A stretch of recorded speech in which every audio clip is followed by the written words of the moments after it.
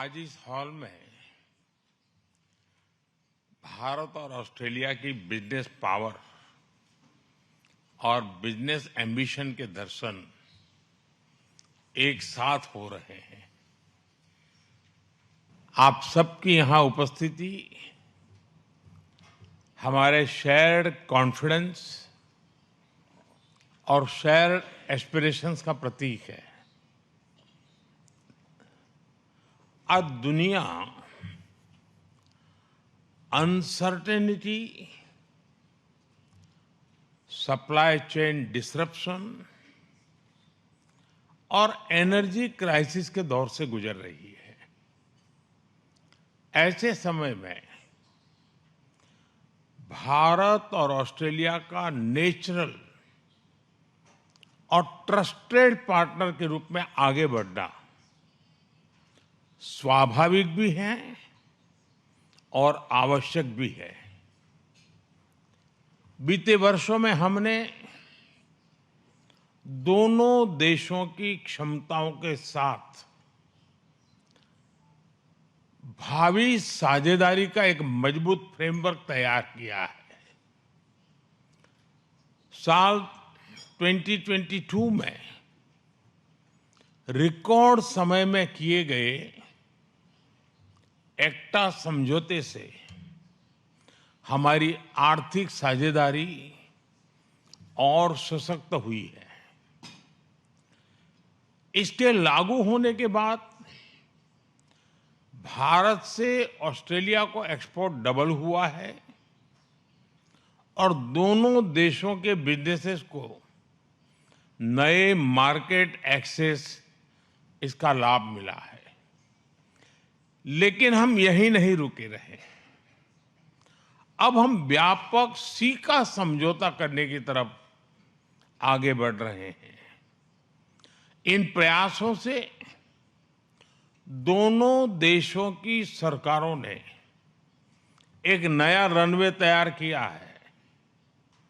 अब इस पर इन्वेस्टमेंट और इनोवेशन का विमान उड़ान भरने के लिए तैयार है और आप सभी को इसे नई ऊंचाई पर ले जाना है। फ्रेंड्स, यहां क्लीन एनर्जी से जुड़ी कई कंपनियां उपस्थित है।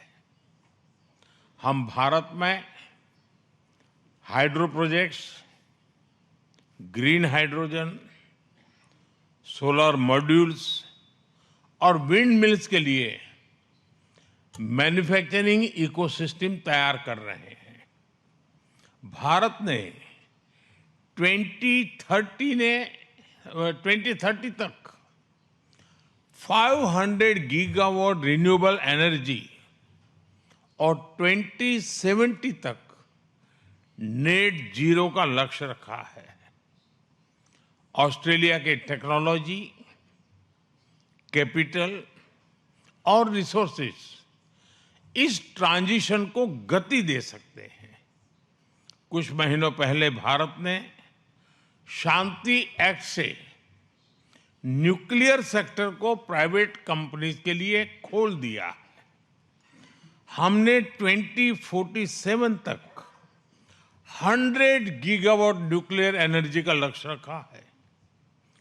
ऑस्ट्रेलिया के विशाल यूरेनियम रिजर्व्स भारत की न्यूक्लियर यात्रा से सीधे रूप से जुड़ते हैं।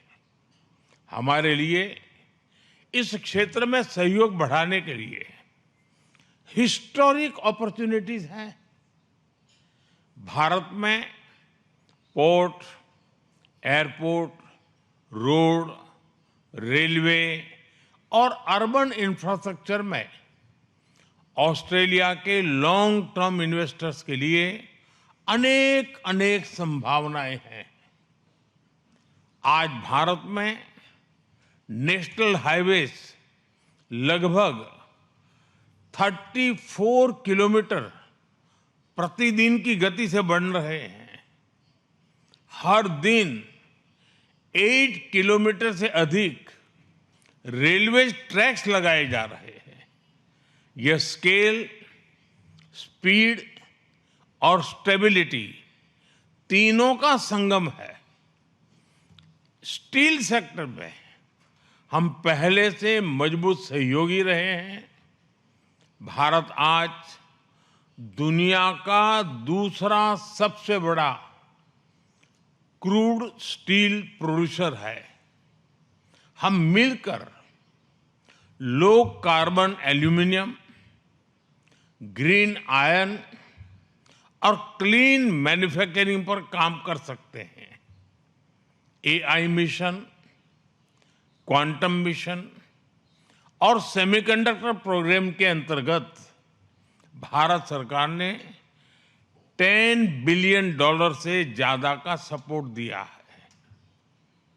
हम data centre, AI, quantum, semiconductor और डिजिटल पब्लिक इंफ्रास्ट्रक्चर के क्षेत्र में मिलकर ग्लोबल सॉल्यूशंस तैयार कर सकते हैं। ऑस्ट्रेलिया के पेंशन फंड्स आज $4 ट्रिलियन से अधिक एसेट्स मैनेज करते हैं। भारत में पेंशन की बचत को एक पवित्र अमानत माना जाता है। हम इसे केवल कैपिटल नहीं, करोड़ों करोड़ों परिवारों का ट्रस्ट मानते हैं।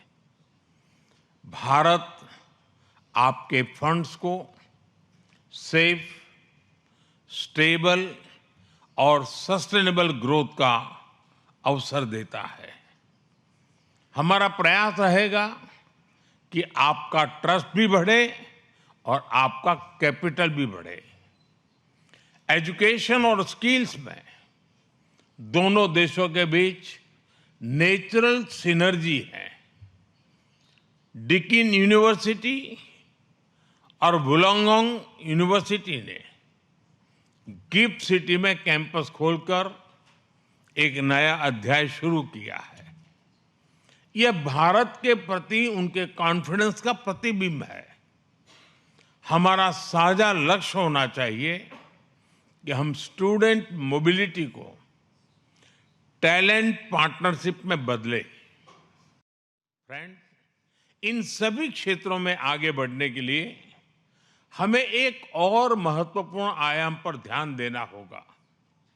हमारी पार्टनरशिप केवल दोनों राजधानियों या कुछ शहरों तक सीमित नहीं रहनी चाहिए। हमें हमारे राज्यों, छोटे बड़े शहरों, विश्वविद्यालयों, उद्योगों, सभी के स्टेक होल्डर्स बनाना होगा।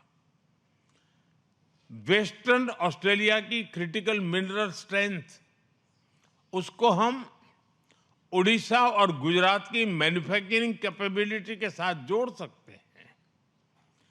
क्वींसलैंड और टेस्मेनिया की क्लीन एनर्जी और एग्रीकल्चर एक्सपर्टीज, पंजाब और तमिलनाडु और आंध्र प्रदेश के रिन्यूएबल कॉरिडोर्स और फूड प्रोसेसिंग इकोसिस्टम को नई गति दे सकते हैं। न्यू साउथ वेल्स और विक्टोरिया की फाइनेंस, एजुकेशन, मेडिकल टेक और इनोवेशन इकोसिस्टम महाराष्ट्र, कर्नाटका, तेलंगाना के साथ मिलकर ग्लोबल सॉल्यूशंस बना सकते हैं।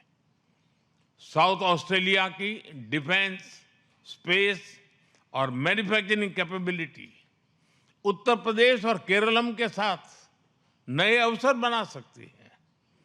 मेरा सुझाव है कि हम आने वाले समय में कुछ फोकस स्टेट टू स्टेट और सेक्टर टू सेक्टर पार्टनरशिप की पहचान करें और उन्हें आगे ले जाने के लिए रणनीति बनाए। फ्रेंड्स, लोकतांत्रिक मूल्यों और इंडो पैसिफिक साझा विजन के आधार पर हमारे बीच गहरा स्ट्रेटेजिक कन्वर्जेंस बना है। हम अपनी बिजनेस पार्टनरशिप को नई ऊंचाइयों पर ले जाने के लिए प्रतिबद्ध हैं। इस प्रयास में आप सभी की भूमिका बहुत महत्वपूर्ण है। मुझे विश्वास है कि आज का ये संवाद नए आइडियाज, नई पार्टनरशिप और नए कमिटमेंट्स को जन्म देगा। मैं फिर एक बार प्रधानमंत्री जी का इस कार्यक्रम के लिए समय निकालने के लिए उनका हृदय से आभार व्यक्त करता हूं और आप सभी को बहुत बहुत शुभकामनाएं। धन्यवाद।